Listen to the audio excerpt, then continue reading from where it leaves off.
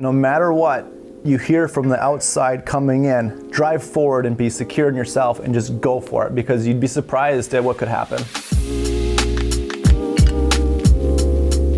Welcome back to another episode of Thinking with Mike. All right, so we got story time here, you guys. And I was reminded this morning because I had reconnected with clients who were actually the second listing I ever sold. And I think this was 2016, I believe.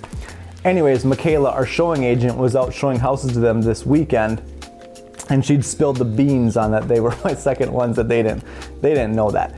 Anyways, it got me thinking about the story about how I got this listing and what led up to it. And I think it was kind of fun. So back in 2016, I'd been communicating with Mr. Seller kind of back and forth, looking at houses, talking about options, and I finally secured the listing appointment.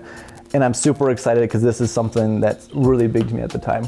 It was right before 4th of July weekend. I was gonna do this listing appointment, and I was gonna run by their house on the way up north and on my way. So I show up, and Mr. Seller meets me at the door. I'm like, great, nice to see you. I walk in the front door, and Mrs. Seller is kind of sitting on the couch waiting, and her greeting to me was, I don't really know why you're here. He set this up. I guess you can look around the house if you want to, but we already have a listing agent that we're gonna use. Great, super. I'm bright-eyed, bushy-tailed, and I'm, whatever, let's just do this thing. I go in and I smile, and I'm just like, I'm gonna do my pitch anyways. Wake up 30 minutes later, I'm sitting on the floor, okay, literally sitting on the floor. I got my paper, my presentation all spread out, and they're sitting up on the couches. So you can imagine me cross-legged on the floor with all of my stuffs and comps and our marketing plan. But Mrs. Seller pauses and she says to me, she goes, wow, this is actually really different.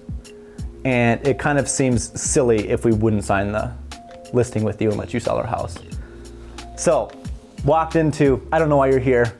45 minutes later, I go dancing out there with my second letter of the listing, signed and dated, and I get to go have an amazing weekend. But moral of the story here is that no matter what you hear from the outside coming in, drive forward and be secure in yourself and just go for it, because you'd be surprised at what could happen.